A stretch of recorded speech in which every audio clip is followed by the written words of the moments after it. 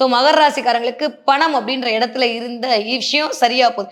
ஏன்னா ஆரம்பிக்கும் போதே 5ஆம் வீட்டு அதிபதி உச்சமா இருக்காருங்க. வேற என்ன சாமி வேணும்? மகர ராசிக்காரங்களுக்கு வேற ஒண்ணுமே வேணாம். அதுக்கப்புறம் அப்படியே ஒரு போயிட்டு 4ஆம் வீட்ல உட்கார போறாரு. 5 கூடையவர் 4ஆம் வீட்ல இருக்குது. 4 கூடையவர் 3ஆம் வீட்ல இருக்குது. இந்த ரிவர்ஸ் சினாரியோ. சுத்தி நல்ல கிரகங்கள் இருக்கு அப்படின்றபோது மகர ராசிக்காரர்களுக்கு நெறைய ஆளுமை அதிகரிக்கும். இதுவரைக்கும் அப்படியே ஒரு மாரி பயந்துகிட்டு, ஐயோ! நம்மளுக்கு ஏதோ 7:30 ஓடுது. நம்ம அமைதியா இருக்கணும் அப்படின்ற மாரி பார்த்த நிகழ்வுலாம் பார்த்து ஒரு மாரி இருந்த மகர ராசிக்காரங்க இப்ப அப்படியே சிங்கம் மாரி சீற போறீங்க. ஆமா.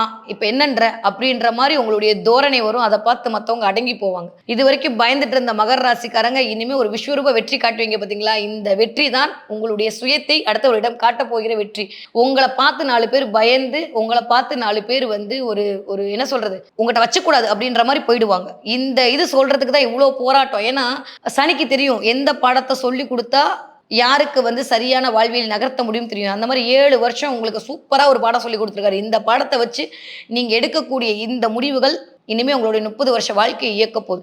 29 வருடத்துக்கு அப்புறம் வரக்கூடிய இந்த அருமையான நிகழ்வு மகர ராசிக்காரர்களுக்கு வெற்றியை குவிக்கப் போகிறது. அடுத்து 8வது விஷயம் மகர ராசிக்காரர்களுக்கு நகை வாங்குவீங்க. இந்த தடவ நகை வாங்குறது, வெள்ளி வாங்குறது, வெள்ளி பொருள் கிஃப்ட்டா வர்றது, தானம் குடுக்கறது, நெறைய பரிசு பொருட்கள் கிடைக்கிறது, இல்ல நீங்க யாருக்காவது பரிசு குடுக்கறது அப்படின்ற மாரி இந்த தடவ ஒண்ணா உங்களுடைய பழைய நகைய போட்டு புதுப்பித்துக் கொள்வீர்கள்.